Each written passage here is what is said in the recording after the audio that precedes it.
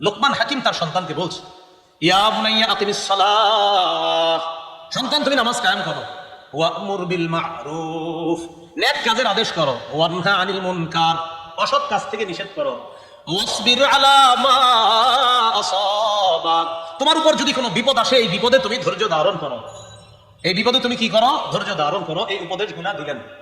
এর পরের উপদেশগুলো খুব গুরুত্বপূর্ণ উপদেশ। কি বলে দেখেন, ওয়ালা তুসাইর খাদ্দাকা লিন্নাস, তুমি অবজ্ঞা ভরে, তুমি অহংকার বশত কাউকে অবজ্ঞা করবা না। আমার সাথে একজন বসেন, আপনাকে অহংকার বশত অবজ্ঞা না করা, আপনাকে আপনি চিনি এরকম অহংকার বশত অবজ্ঞা না করা।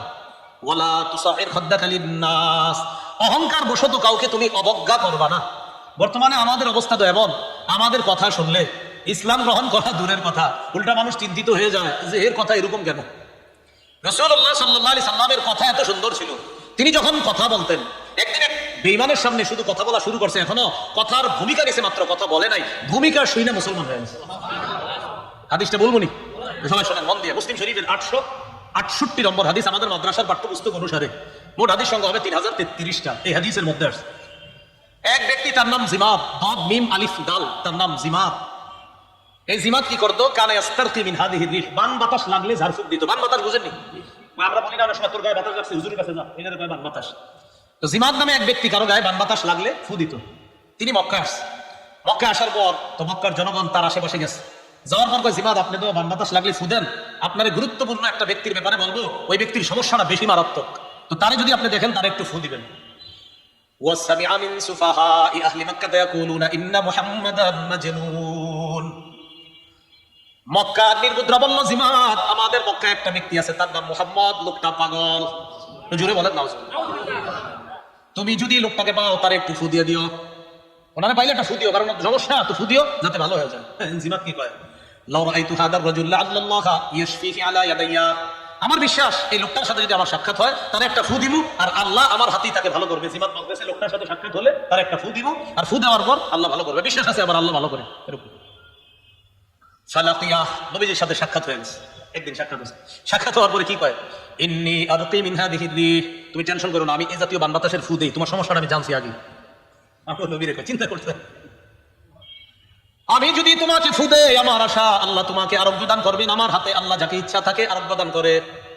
তো নবীজি এই কথা শুই না, জিমাদের বক্তব্য শেষ হওয়ার পর নবী কিছু বলতে চাইলেন। নবীজি বলা শুরু করলেন, শুধু ভূমিকায় 3-4টা বাক্য বলছে, এখনো কথা শুরু করে নাই। ভূমিকাটা কি? মন দিয়ে শোনেন। ইন্নাল হামদুলিল্লাহ, সমস্ত প্রশংসা আল্লাহর, নাহমাদুহু ওয়া নাস্তাঈনুহু। বক্তারা শুরু করে কি বলে? হ্যাঁ, বক্তা সাহেবরা যেটা দিয়ে শুরু করে, খতিব ওয়াজরা, এটা আমার নবীর মুখ থেকে বানানো সুন্দর খুতবা। নবীজি বললেন, নাহমাদুহু ওয়া নাস্তাঈনু, আমরা আল্লাহর প্রশংসা করি, আল্লাহর কাছে আমরা ক্ষমা প্রার্থনা করি। এই জায়গায় এতটুকু আছে। এরপরে ডাইরেক্ট মাইয়াহদিহিল্লাহু ফালা মুদিল্লা লাহ, আল্লাহ যাকে হেদায়েত দেয় তাকে কেউ পথভ্রষ্ট করতে পারে না।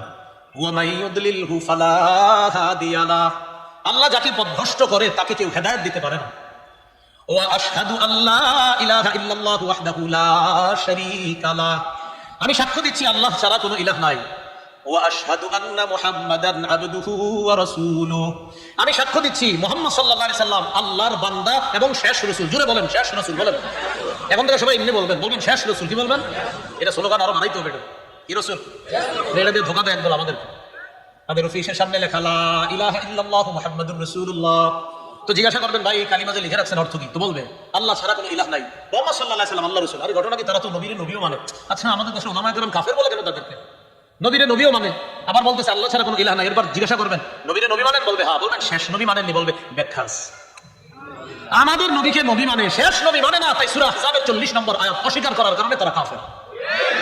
শেষ নবী মানে সূরা আহজাবের 40 নম্বর আয়াত, ওয়ালাকিন রাসূলুল্লাহ ওয়া খাতামান নাবিয়্যিন, মুহাম্মদ সাল্লাল্লাহু আলাইহি সাল্লাম আল্লাহর রাসূল এবং শেষ নবী। এই খাতামান নাবিয়্যিন আয়াতের ব্যাখ্যা ইমাম গাযালি বলেন, মুহাম্মদ সাল্লাল্লাহু আলাইহি সাল্লামের পরে আর কোনো নবী নাই, এই আয়াতে ব্যাখ্যার কোনো সুযোগ নাই। এই আয়াতে কি নেই? ব্যাখ্যার কোনো। সহিহ বুখারীর বর্ণনা 3535 নম্বর হাদিসের বর্ণনা। রাসূলুল্লাহ সাল্লাল্লাহু আলাইহি সাল্লাম বলেন, জিমাদের কথাটা ভুলে যায় নাকি? ঝাড়ফুঁক করতে আসছে, এ রাখেন, ওখানে আসতেছি আবার আমি। ক্বালা রাসূলুল্লাহ সাল্লাল্লাহু আলাইহি ওয়াসাল্লাম, ইন্না মাসালি ওয়া মাসালাল আমবিয়া মিন ক্বাবলি কামাসালি রাজুলিন বানা বাইতান ফাআহসানাহু ওয়া আজমালা ইল্লা মাওদিআ লাবিনাতিন ফি যাওবিয়া। রাসূলুল্লাহ সাল্লাল্লাহু আলাইহি সাল্লাম বলেন, আমার আর আমার পূর্ববর্তী নবীদের দৃষ্টান্ত হলো এমন এক ব্যক্তির মতো যে একটা ঘর বানিয়েছে, ঘরটা সুন্দর মতো সাজিয়েছে, ঘরের কোনায় একটা জায়গা আছে, এই জায়গায় ইট লাগায় নাই, ঘর সাজানো শেষ, একটা ইটের জায়গা ফাঁকা আছে, ঘর কি সমাপ্ত না অসমাপ্ত?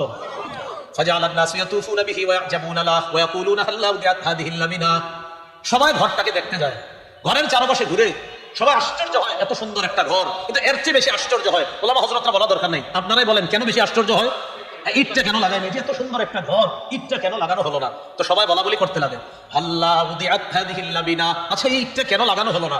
নবীজি বলেন, আনা তিলকাল লাবিনা, শোনো তোমরা, আমি হলাম সেই ইট, আমার মাধ্যমে এই ইটের জায়গা আল্লাহ পূর্ণ করে এই ঘরের সৌন্দর্যের সমাপ্ত আল্লাহ করে দিয়েছেন। আদম নবী থেকে ঈসা নবী পর্যন্ত নবুয়তের ঘর আল্লাহ সাজাইছেন, একটা জায়গা বাকি ছিল, আমি মুহাম্মদ সাল্লাল্লাহু আলাইহি সাল্লামের মাধ্যমে এই ঘরের জায়গাটা পূরণ করে আল্লাহ আমার মাধ্যমে নবুয়তের দরজাটা বন্ধ করে দিয়েছে। এখন বলে নিচের জায়গা কি ফাঁকা আছে? তো এতজন নবী দাবি করছে, এবারে কই রাখবেন? 19 জন দাবি করছে পর্যন্ত, এর মধ্যে মুহাম্মদ 2 জন মহিলা আছে। মুহাম্মদ 2 জন কি আছে? আশ্চর্যের বিপদ, মানে মহিলা আমি নবী, এটা কোনো কথা? রাসূলুল্লাহ সাল্লাল্লাহু আলাইহি সাল্লাম বললেন, তিরমিজি শরীফের 2272 নম্বর হাদিস, নবীজি সাল্লাল্লাহু আলাইহি সাল্লাম বলেন, আলা শোনো তোমরা, ইন্নান নুবুওয়াতা ওয়ার রিসালাতা ক্বাদ ইনকাতাআত, শোনো নবুয়ত আর রিসালাতের ধারাবাহিকতা শেষ, ফালা রাসূলা বাদি ওয়ালা নাবিয়্যা, আমার পরে আর কোনো রাসূল নাই, আমার পরে আর কোনো নবী নাই। তাহলে বলেন আমাদের নবী, উনি কি নবী না শেষ নবী? এখন থেকে বাচ্চাদেরকে এইভাবে অর্থ শিখাবো যে মুহাম্মদ সাল্লাল্লাহু আলাইহি সাল্লাম আল্লাহর বান্দা, শেষ নবী। কারণ আমগো নবীরে নবী মানে, অসংখ্য অগণিত ভণ্ড নবুয়ত দাবিদাররাও আমগো নবীরে নবী মানে, শেষ নবী মানে। কোথায় আছি বলেন? ওই যে জিমাত জারফুক করতে আসছে, তো বলতেছে নবীজি সাল্লাল্লাহু আলাইহি সাল্লাম, ওয়া আশহাদু আন্না মুহাম্মাদান আবদুহু ওয়া রাসূলুহু, মুহাম্মদ সাল্লাল্লাহু আলাইহি সাল্লাম আল্লাহর বান্দা এবং শেষ নবী, শেষ রাসূল, এই সাক্ষ্য দিচ্ছে। আম্মা বা'দু, নবীজি বললেন আম্মা বা'দু, মানে আমি এখন আমার বক্তব্য শুরু করব। তাহলে নবী এখনো বক্তব্য শুরু করে নাই, শুধু খুতবা দিয়েছে। নবীজির আরবি ভাষাগত এত সুন্দরভাবে ভাষাগত জ্ঞান আল্লাহ তাকে দান করেছিলেন। নবীজির আরবি ভাষার শৈলী, নিপুণ সৌন্দর্যতা, আরবি ভাষার ব্যাকরণগত অবস্থা দেখে জিমাত বলতেছে, একটু থামো, আইদ আলাইকা কালিমাতিকা হাউলা, তুমি যা বললা এতক্ষণ, এগুলো আবার একটু বলো তো, কথা শুনে না, খালি এগুলাই বলো। ফাআদাহুন্না আলাইহি সালাসা মাররাত, নবী আবার 3 বার শোনাইছে। কয়বার? জিমাত কি বলে দেখেন, লাকাদ বালাগুনা নাউসাল বাহরি, নাউস মানে গভীর, বাহরুন মানে সমুদ্র। নবী বলতেছে তোমার এই কথাগুলা সমুদ্রের গভীরে গিয়ে পৌঁছে গেছে, এত অর্থবহ কথা আমি তো আমার জীবনে সামিআতু কাউলাল কাহানা ওয়া সামিআতু কাউলাস সাহারা ওয়া সামিআতু কাউলাশ শুআরা ওয়াল্লাহি মা সামিআতু মিসলা কালিমাতিকা হাউলা। জিমাত বলতেছে আমি জাদুঘরের কথা শুনছি, আমি গণকের কথা শুনছি, আমি কবিদের কথা শুনছি, আল্লাহর কসম তোমার মতো এত সুন্দর কথা আমার জীবনে আমি কখনো শুনি নাই। ইসলাম, হাতটা বাড়ায় দাও, এই মুহূর্তে ইসলামের উপর বায়াত হয়ে মুসলমান হয়ে গেছে। নবীজির কথা শুনে মানুষ মুসলমান হয়ে। তো আমাদের কথাগুলো যেন এমন না হয় যে আমরা কাউকে অবজ্ঞা করছি, বিষয়টা যেন এমন না হয়। লোকমান হাকিম তার সন্তানকে বলতেছে, মনে আছে, ওয়ালা তুসাইর খাদ্দাকা লিন-নাস, তুমি মানুষকে অহংকার বশত অবজ্ঞা করবা না, ওয়ালা তামশি ফিল আরদি মারহা, তুমি রাস্তায় দম্ভ ভরে চলবা না, অহংকার প্রদর্শন করে চলবা না। তিরমিজি শরীফের 2492 নম্বর হাদিসের বর্ণনা, ক্বালা রাসূলুল্লাহ সাল্লাল্লাহু আলাইহি ওয়াসাল্লাম, ইউহশারুল মুতাকাব্বিরুনা ইয়াওমাল কিয়ামাতি আমসালা যুবরি ফি সুওয়ারির রিজাল ইয়াগশাহু যিল্লু মিন কুল্লি মাকান। রাসূলুল্লাহ সাল্লাল্লাহু আলাইহি সাল্লাম বলেন, কিয়ামতের ময়দানে অহংকারীদেরকে মানুষের আকৃতিতে পিঁপড়ার মতো উপস্থিত করা হবে। অহংকারীদেরকে মানুষের আকৃতিতে পিঁপড়ার মতো উপস্থিত করা হবে, মানে এদেরকে দেখতে পিঁপড়ার মতো মনে হবে, কিন্তু মানুষ, অর্থাৎ দুনিয়াতে অহংকার করছে, তো তুমি তো অনেক বড় ছিলে দুনিয়াতে, তো দেখি এখন তুমি এরকম পিঁপড়ার মতো অহংকার দেখাও কিয়ামতের মাঠে। ওয়ালা তামশি ফিল আরদি মারহা, তুমি জমিনের মধ্যে দম্ভ ভরে চলবা না, অহংকার প্রদর্শন করবা না। এরপরে আল্লাহ বলেন, ইন্নাল্লাহা লা ইউহিব্বু কুল্লা মুখতালিন ফখুর, আল্লাহ প্রত্যেক দাম্ভিক, প্রত্যেক অহংকার ফখরকারীকে পছন্দ করেন না। এরপরে লোকমান হাকিম তার সন্তানকে যে কথা বলছে, এটা আল্লাহ বলেন, ওয়াকসিদ ফি মাশইকা ওয়াগদুদ মিন সাউতিক, তুমি হাঁটায় মধ্যপন্থা অবলম্বন করো, যখন হাঁটবা মধ্যম গতিতে হাঁটবা। আমরা মসজিদে অনেক সময় জামাত ধরার জন্য এমন জোরে দৌড়াই, কাদা নিয়ে মসজিদে গিয়ে উপস্থিত হয়ে নিচে লাগে, ওই জুতার কাদাগুলা 14 জনের জুতার মধ্যে লাগাই। কি ঠিক? আসলেই তো ঠিক। রাসূলুল্লাহ সাল্লাল্লাহু আলাইহি ওয়াসাল্লাম বলেন, আলাইকুম বিল ওয়াকার ওয়াস সাকিনা, মসজিদে আসবা ধীরস্থিরতার সাথে, যতটুকু পাও ততটুকু নামাজ পড়বা, যতটুকু না পাইবা পরে দাঁড়া আবার আদায় করে নিবা। আমরা কি করি? আমরা বৃষ্টির পানির মধ্যে দাঁড়ায় আরেকজনের জুতা দিয়ে ময়লা করে মসজিদে যাই। মসজিদে যে আল্লাহর ইবাদত করলেন, কিছু ভুল হইলে আল্লাহ চাইলে মাফ করে দিবেন, বান্দার যে কষ্ট দিবেন আপনি, এটা কিন্তু উনি না মাফ করা পর্যন্ত আল্লাহ মাফ করবেন। এই কাজগুলো আমরা না করা, হাঁটায় মধ্যপন্থা অবলম্বন করা, ওয়াগদুদ মিন সাউতিক, নিম্ন আওয়াজে কথা বলা, নিচু আওয়াজে কথা বলা, সুন্দর করে কথা বলা। মাঝে মাঝে আমাদের কথা দেখলে মনে হয় ঝগড়া করতেছি কারোর সাথে, বিষয়গুলো যেন এমন না হয়। ইন্না আনকারাল আসওয়াতি লাসাউতুল হামির, আল্লাহ বলেন সবচেয়ে নিকৃষ্ট আওয়াজ, সবচেয়ে অপছন্দনীয় আওয়াজ, সবচেয়ে খারাপ আওয়াজ হলো গাধার আওয়াজ। বলেন কার আওয়াজ? বিসমিল্লাহ। আল্লাহুম্মা লাকাল হামদু ওয়া লাকাশ শুকরু। এখন আসেন এই বাচ্চাদেরকে যে এইভাবে আমরা উপদেশ দিব সন্তানকে, তো সন্তানটা ছোটবেলা থেকে যখন বড় করবেন, 7 বছর বয়স পর্যন্ত আস্তে আস্তে ধরে বড় করে তুললেন, 7 বছরে নামাজের কথা বলবেন, তো নামাজের কথা বলার আগে ওরে জন্ম থেকেই সুন্দরভাবে শিক্ষা দিয়ে উঠাবেন। যখন সন্তানটা জন্মগ্রহণ করবে, প্রথম কাজ হলো একটা সুন্দর ছবি তুলবেন, তোলার পর ফেসবুকে দিবেন, দেওয়ার পরে লিখবেন আজকে প্রথম বাবা হওয়ার স্বাদ উপভোগ করছি। আরেকজন লিখবেন আজকে প্রথম কাকা হলাম, সবার কাছে দোয়া চাই। এটা আপনি প্রথম হক আদায় করবেন, ফেসবুকে দিবেন। এটাই তো করতেছে, নাউজুবিল্লাহ করলেও এটা করতেছে, না করলেও এটা। এই বেচারা এখনো দুনিয়াতে আসে না, পুরো পৃথিবী যাই না লেছে হেজাইস। এই কাজগুলো করেন না। হ্যাঁ, এমনি দোয়া চান, এর ছবি দেওয়া কি দরকার ফেসবুকে? বাচ্চাটার ছবিটা দেওয়া কি দরকার? ওর ছবি দেওয়া দরকার। এমনকি বাচ্চা মায়ের কোলে আছে, হয়তো মা অন্যদিকে ফিরে রয়েছে, ওই বাচ্চা এই পাশে বাস দিয়ে দিছে ছবিটা। এটা করবেন না। রাসূল সাল্লাল্লাহু আলাইহি সাল্লাম যা করতেন আমরাও তা করবো, বলেন ইনশাআল্লাহ। আবু দাউদ শরীফের 5105 নম্বর হাদিসের বর্ণনা, আন উবাইদুল্লাহ ইবনে রাফি'in আন আবিহি রাআইতু রাসূলুল্লাহ সাল্লাল্লাহু আলাইহি ওয়াসাল্লাম আযানা ফি উযুনিল হাসান ইবনে আলী ইবনে আবি তালিব রাদিয়াল্লাহু তাআলা আনহুমা হিনা ওয়ালাদাতহু ফাতিমাতু বিস-সালাহ। আবু রাফে বলেন আমি নবীরে দেখলাম সাল্লাল্লাহু আলাইহি সাল্লাম, যেদিন হযরত ফাতেমা তার সন্তান হাসানকে জন্ম দিয়েছেন, আমি নবীকে দেখেছি রাসূলুল্লাহ সাল্লাল্লাহু আলাইহি সাল্লাম হাসানের কানের মধ্যে মুয়াজ্জিন সাহেব নামাজের যেই আযানটা দেয়, নবীরে দেখলাম অবিকল ওই আযান হাসানের কানের মধ্যে দিয়েছে। তাহলে আমাদের কাজ হলো কানে আযান দেওয়া, এটা 1 নাম্বার। 2 নাম্বার তাহনিক করা। বলেন কি করা? কোন আল্লাহওয়ালার ওই খেজুর আপনার চাবাবে, চাবায় এটা মুখের ভিতরে এই উপরে তালুর মধ্যে লাগাই দেবে। যদি পারেন আল্লাহওয়ালার কাছে নিয়ে যাবেন, যাওয়ার পর উনি থুতুও লাগাই দেবে, আর একটু খেজুর চাবায় ওটার আপনার ভিতরে মুখের উপরে তালুতে লাগাই দেবে। সহিহ বুখারীর বর্ণনা 5467 নম্বর হাদিস। আন আবি মুসা রাদিয়াল্লাহু তাআলা আনহু قال ولد لي غلام فاتيت به النبي صلى الله عليه وسلم। আবু মুসা বলেন আমার একটা সন্তান হলো, আমি আমার সন্তানটা আল্লাহর নবীর কাছে নিয়ে আসলাম। কি করলাম? সন্তান নবীর কাছে। আপনারা কি চান জানেন? না, ইমাম সাহেব ঘরে আনবেন, এটা চান। বেচারা না আইতে চাইলো, কে কয় না আসেন, কারণ আপনি চাকরি করেন, আমি দিছি, আপনি আসতে হবে। নবীর কাছে নিয়ে যায়, আর আপনি হুজুরে নিয়ে আসতেছেন, তো হইল কোথায়? নবীকে আসছে না নবীর কাছে নিছে, এর কে বুঝাবে? সুন্নাহ কেন পালন করেন না? আতাইতু বিহিন নবিয়্য সাল্লাল্লাহু আলাইহি ওয়াসাল্লাম, আমি আমার সন্তানকে নবীর কাছে নিয়ে আসলাম। ফাহান্নাকাহু বিতামরা, রাসূল সাল্লাল্লাহু আলাইহি ওয়াসাল্লাম একটা খেজুর দিয়ে তাকে তাহনিক করলেন, চাবায়া তার তালুর মধ্যে লাগায় দিলেন। ওয়া সাম্মাহু ইব্রাহিম, তার নাম রাখলেন ইব্রাহিম। ওয়া দাআলাহু বিল বারাকা, তার জন্য কল্যাণের দোয়া করলেন। এই হাদিস থেকে একটা বিষয় শিখছি আমরা, সেটা হলো জন্মের দিনই বাচ্চার নাম রাখা জায়েজ আছে। বলেন তো কি? জন্মের দিন বাচ্চার নাম রাখা জায়েজ আছে। আরেকটা দলিল কোরআনে আছে জন্মের দিন যে বাচ্চার নাম রাখা জায়েজ। সূরা আলী ইমরান, মারিয়ামের আম্মা তথা ঈসা নবীর নানী বলতেছে, ইন্নী সাম্মাইতুহা মারইয়ামা ওয়া ইন্নী উঈদুহা বিকা ওয়া যুররিয়াতাহা মিনাশ শাইতানির রাজীম। সূরা আলী ইমরান 36 নম্বর আয়াতে আল্লাহ বলেন, ইন্নী সাম্মাইতুহা মারইয়ামা, ঈসা নবীর নানী বলেন আমি আমার মেয়ের নাম রাখছি মারিয়াম। তো জন্মের দিন বাচ্চার নাম রাখা জায়েজ। বুখারী 5467 নম্বর হাদিস থেকে বুঝলাম জন্মের দিন আকিকার আগে বাচ্চার নাম রাখা জায়েজ। বাচ্চার নাম রাখা কি আছে? আর কোরআনে সূরা আলী ইমরানের 36 নম্বর আয়াত থেকে শিখলাম জন্মের দিন বাচ্চার নাম রাখা জায়েজ। হ্যাঁ, সপ্তম দিনে যে নাম রাখবেন আকিকা দিয়ে, এটারও হাদিস আছে, বলতেছি শুনেন। এইগুলো 2 নাম্বার। 3 নাম্বার, সন্তান দুনিয়াতে আসার পর আমরা যারা এই বাচ্চাটাকে দেখবো, অথবা যে আলেমের কাছে বা কোনো আল্লাহর ওলির কাছে নিয়ে যাবেন, তিনি বাচ্চার জন্য বরকতের দোয়া করবেন। আবু দাউদ শরীফের বর্ণনা 5106 নম্বর হাদিসের বর্ণনা। এই হাদিসের মধ্যে আছে আন আয়েশা সিদ্দিকাহ রাদিয়াল্লাহু তাআলা আনহা কানা রাসূলুল্লাহ সাল্লাল্লাহু আলাইহি ওয়াসাল্লাম ইউতা বিস-সিবিয়ান। আম্মা জান আয়েশা সিদ্দিকা বলেন রাসূলুল্লাহ সাল্লাল্লাহু আলাইহি সাল্লামের কাছে ছোট ছোট বাচ্চাদেরকে আনা হতো। ফায়াদউ লাহুম বিল বারাকা, নবী তাদের জন্য কল্যাণের দোয়া করতেন, ওই বাচ্চাদের জন্য বরকতের দোয়া করতেন।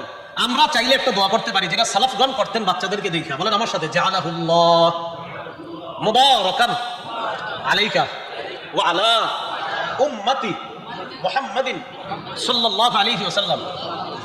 এটা করতেন আর কি, জাআলাহুল্লাহু মুবারাকান আলাইকা ওয়া আলা উম্মতি মুহাম্মাদিন সাল্লাল্লাহু আলাইহি ওয়াসাল্লাম। অর্থ হলো এই বাচ্চাটাকে আল্লাহ তোমার জন্য বরকতময় বানান, গোটা জগতের উম্মতে মুহাম্মাদির জন্য আল্লাহ তাকে বরকতময় বানায়। এত বড়টা যদি না পারেন, সংক্ষেপে একটা করবেন কি, আল্লাহুম্মা বারিক। কি বলবেন বলেন তো? আল্লাহুম্মা বারিক লাহু, আল্লাহ আপনি তার মধ্যে বরকত দিয়ে দেন। এটাও যদি না পারেন, খালি দূর করতে পারবেন তো, আল্লাহ এই ছেলেটারে এই মেয়েটারে আপনি বরকতময় বানায় দেন। পারবেন তো দুটো কইতে? যেমন আপনারা অনেকে নিয়ত করা নিয়ে টেনশনে পড়েন নামাজের, যে হুজুর এশার নামাজে আইলে আমার মাঝে মাঝে মনে হয় আমি কি মাগরিব পড়িনি। এই টেনশনে যারা পড়বেন তখন নিয়ত করবেন, এই হুজুরে যেই নামাজ পড়ায় আমি ওই নামাজ পড়তেছি।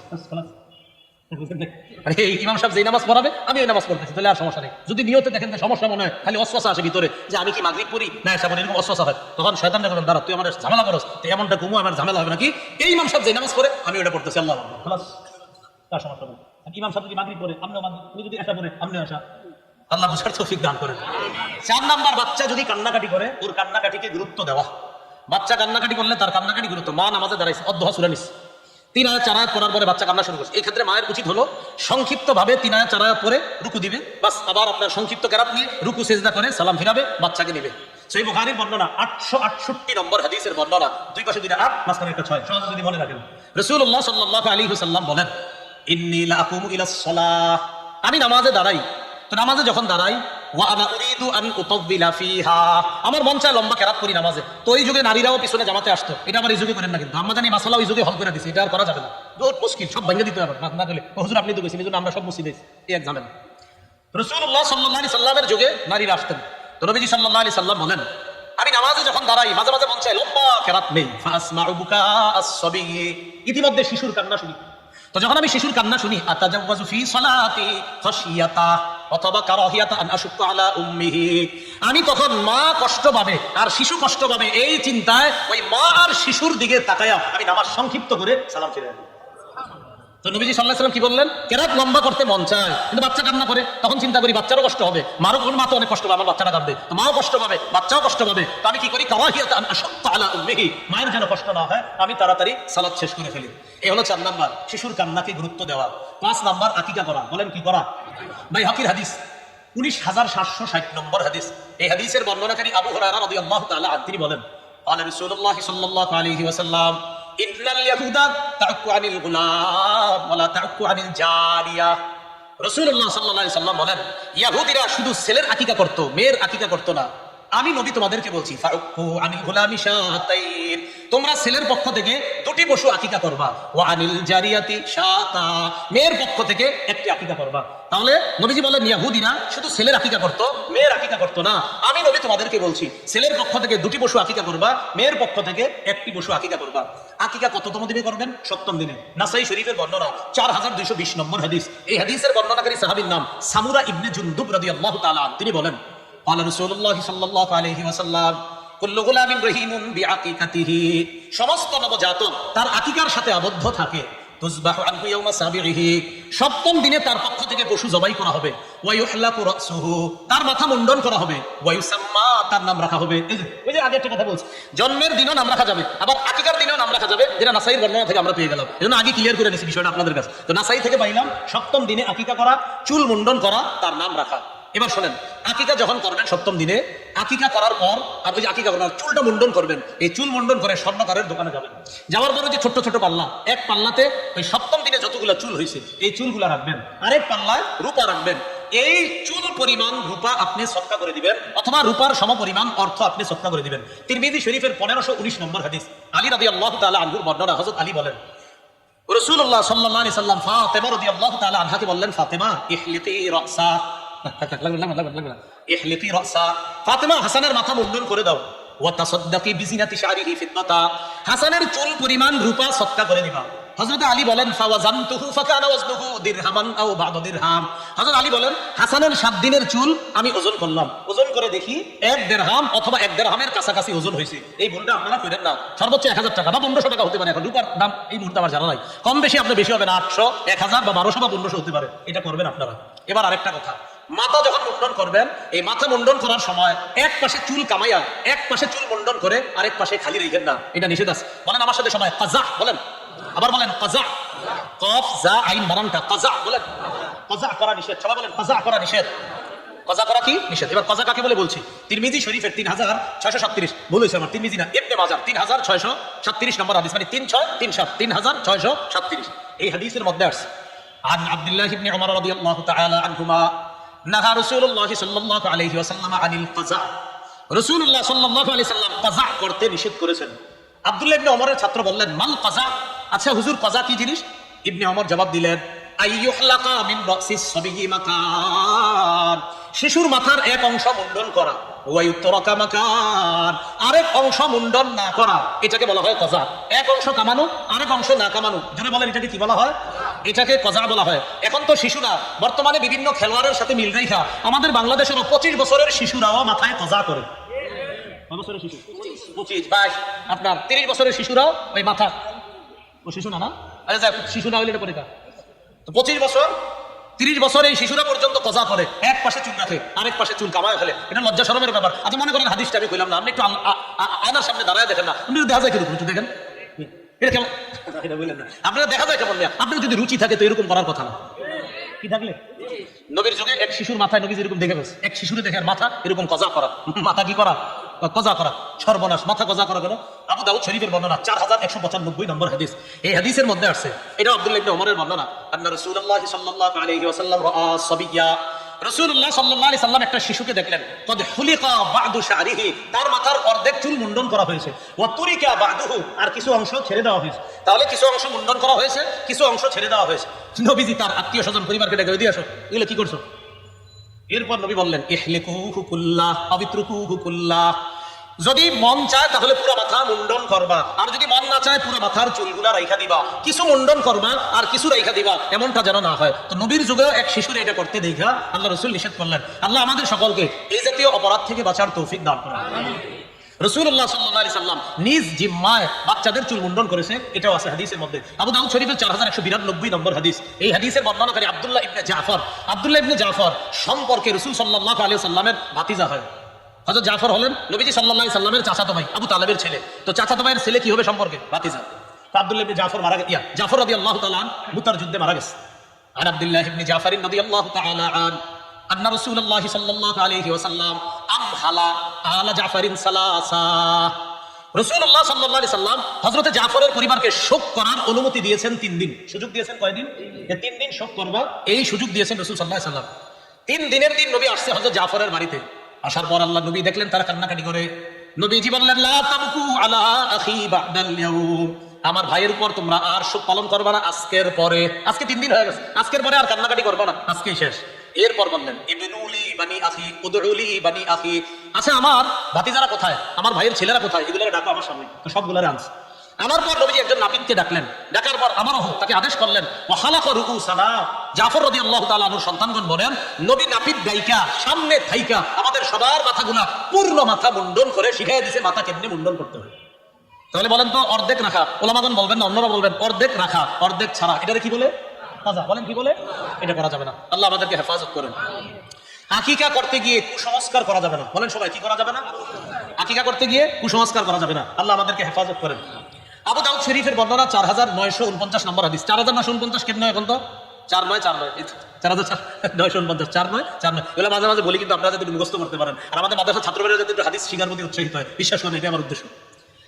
এই হাদিসের মধ্যে আসছে বুরাইদা রাদিয়াল্লাহু তাআলা আনহু বলেন কুন্না ফিল জাহিলিয়া, মূর্খতার যুগে ইদা ওলিদা লানা গুলাম ইদা ওলিদা লি আহাদিনা গুলাম, আমাদের কারো সন্তান হইলে যাবাহা শাতান, বকরি জবাই করত, ওয়ালা তাখরাসাহু বিদামিহা, ওই বকরির রক্ত তার মাথায় রেখে দিত।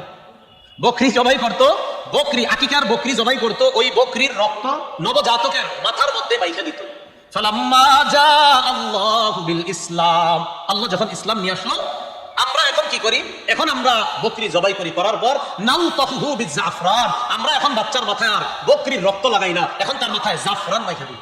কি মাইখা দিই? জাফরান। তাহলে জাফরান মাখা যায়, এটার অনুমতি পাওয়া গেল। কিন্তু আমরা কি করি? ওই বাচ্চার আকিকার দিন সময় কি জানি এইভাবে ছাড়ে, এভাবে আপনার উপরে আপনার উঠতে থাকে, সবার শরীরে এসে পড়ে, কেমন উল্টা পাল্টা একটা আনন্দ উল্লাস চলে। এরপরে যখন প্রথম জন্মদিন হয় ওই দিনে এগুলো করা হয়, এগুলো ঠিক না, কিন্তু আসলে এগুলো অন্যায়, আল্লাহ আমাদের হেফাজত করেন। খ্রিস্টানরা কি করে জানেন? এরা যদি কেউ খ্রিস্টান হয় নতুন করে তাকে রঙের পানিতে গোসল করে, এটা জানেন আপনারা? কিসের পানিতে গোসল করা হয়? রঙের। এটারে কি বলা হয় বলেন তো, কেউ একজন পারবেন? সামনে থেকে বলেন। হ্যাঁ, বাপটাইজ। হ্যাঁ, ব্যাপটিজম, ঠিক আছে, বাপটাইজ বা ব্যাপটিজম, ঠিক আছে, সুন্দর কথা। এটাকে আরবিতে বলা হয় ইসবাল, আর তাদের বলা হয় বাপটাইজ বা ব্যাপটিজম, সঠিক কথা।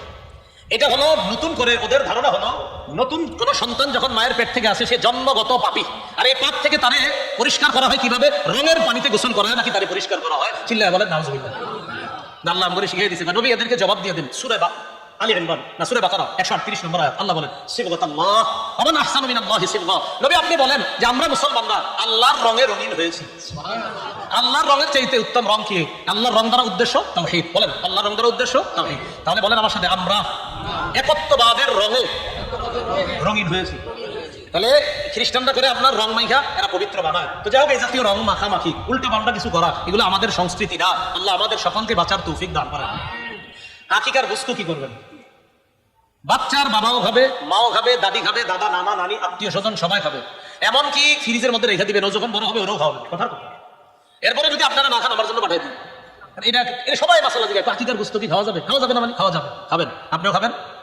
কোরবানির গোস্ত খাই না আমরা, সেম মাসালা। কোরবানির গোস্ত যেমন সবাই খেতে পারি, আকিকার গোস্ত আমরা সবাই, গরিবদেরকেও দিবেন, আত্মীয় স্বজনকে দেন, আপনিও খান, সবাই খেতে পারবে। তাহলে আকিকার গোস্ত এটাকে ঘৃণা, নাউজুবিল্লাহ, এটা যদি কেউ ঘৃণা করেন তো ইসলামের একটা বিষয়কে আপনি ঘৃণা করলেন, সাবধান, এই কাজ করা যাবে না, আল্লাহ হেফাজত করেন। কেউ যদি 7 দিনের দিন আকিকা না দেন, বিশুদ্ধ সনদে 7 দিনের দিন আকিকা করা। বিশুদ্ধ সনদের চেয়ে একটু কম শক্তিশালী একটা বর্ণনা আছে জামিউস সগীরে 5681 নম্বর হাদিস। সেখানে আছে আল আকিকাতু তুযবাহু লিসাবঈন, আকিকা 7ম দিনে করা, আউলি 14 অথবা 14তম দিনে করা, আউলি 21 অথবা 21তম দিনে করা। যদি 7 দিনে না পারেন 14 না পারলে 21তম দিনে। 6 নম্বর কাজ হলো সন্তানের নাম রাখা। বলেন সবাই, কি রাখা?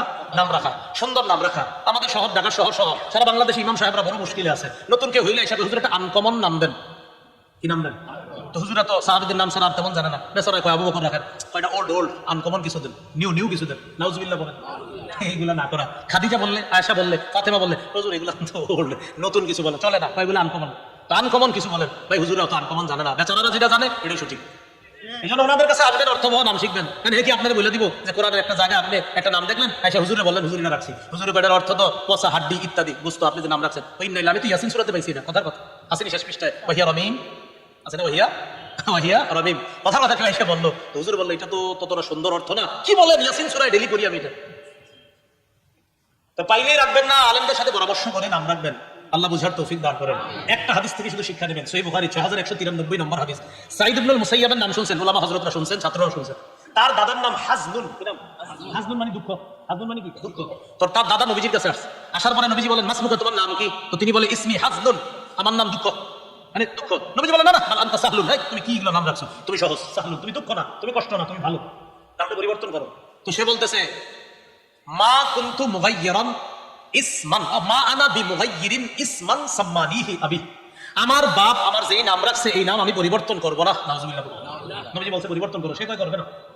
সো সাঈদ ইবনে মুসাইয়াব বলেন, আমার দাদা নামটা পরিবর্তন না করার কারণে ফামা জালাতিল হুজুনাতু ফিনা বাদু, এরপর আমাদের বংশের মধ্যে সারা জীবন দুঃখ কষ্ট লেগেই ছিল, সারা জীবন দুঃখ কষ্ট লেগেই থাকতো। নবী বলছিলেন, নিয়ে নাম পাল্টাও, সে নামটা পাল্টায় নাই। তো এই জন্য নাম জানলেই রাখবেন না, সঠিকভাবে অর্থবহ নাম রাখার চেষ্টা করব। আল্লাহ আমাদের সকলকে ইসলামী পদ্ধতি অনুযায়ী যেন আমাদের সন্তানগুলাকে আমরা আদর্শ সন্তান হিসেবে গড়ে তুলতে পারি, আল্লাহ তৌফিক দান করেন। 6টা বললাম, 64টা অধিকার আমি আমার মিম্বরের আমানতের মধ্যে আনছি। প্রথম খণ্ডে 64টা অধিকার আছে। আগের যেটা ছিল প্রথম খণ্ড, ওটাতে ছিল 12টা। এই খণ্ডে আসছে প্রথম খণ্ড সংস্কার করার পর 64টা। তো কালান্তর প্রকাশনী থেকে একদল নিয়ে আসছে ওই কিতাবগুলো আজকে। 64টা অধিকার আমি মনে করি আপনারা দিবেন, দেওয়ার পরে আপনি আপনার বিবিরে পয়রা শোনাইবেন 64টা, দুজন মুখস্থ করে দুজনকে শোনাইবেন। ওই গাড়ির মধ্যে আছে, আপনারা গাড়ির কাজ না ভাঙা, বলেন সবাই কাজ না ভাঙা কিতাব যদি পারেন সংগ্রহ করবেন। কাজ কিন্তু ভাঙেন না, বাংলা আবার একটু ভাঙা, কয়েকদিন আগে এক জায়গায় ভাঙা ফেলছে, কি এক মুশকিলের বিষয়। তো এই জন্য আপনারা কাজ ভাঙবেন না, কাজ না ভাঙা আপনারা কেউ চাইলে ওদের থেকে সংগ্রহ করতে পারেন। সন্তানের 64টা অধিকার, মিম্বরে আমার প্রথম খণ্ড এখানে মনে আছে। তো এই যার মধ্যে সন্তানের 64টা অধিকার আছে, নবীর মাথা থেকে পা পর্যন্ত একদম সুন্দর বিস্তারিত বর্ণনা। এটা মা বোনদেরকে দিবেন এবং তারাও যেন অনুযায়ী আমল করে। আর বয়ানগুলো এইভাবে আমি যেমনি বয়ান দিই আপনাদের সামনে, ঠিক লেখাগুলো ওইভাবে, সংকলন ওইভাবে আপনারা নিলে ওলামা হযরত যারা আছেন উপকৃত হবেন, খতিব সাহেবরা উপকৃত হবেন, বলার জন্য বলা হয়েছে, বলে দিলাম। আল্লাহ আমাদের সকলকে যে কথাগুলো শুনলাম বললাম আমল করার তৌফিক দান করেন। আমিন ওয়া আখিরু দাওয়ানা আলহামদুলিল্লাহি রাব্বিল আলামিন। সদকা করে দিবেন, সদকা। চুলগুলা ওই চুল পরিমাণ ওজন করে যে সদকা করে দিবেন, সমস্যা না, ওটা আপনি ওটা আর কাউরে দিতে হবে না। যদি মন চায় আপনি হাতের নিচে কোথাও রেখে দেন, মন না চাইলে যেখানে কেউ কোনো ক্ষতি করতে পারবে না ফেলে দিতেও পারবেন, সমস্যা নেই। আমি প্রশ্ন উত্তর বাবা দিতে পারে, একদম অযোগ্য মুফতি সাহেব আছে আমাদের বাংলাদেশের শ্রেষ্ঠ মুফতি আমাদের পাশে, আল্লাহ আকবার, এত বড় মুফতি থাকতে। হ্যাঁ, আমাদের বাংলাদেশের শ্রেষ্ঠ মুফতিদের একজন, চিনেননি আপনারা? হুজুরের নাম কই? ওমরা আছে, ঠিক আছে। আলহামদুলিল্লাহ রাব্বিল আলামিন।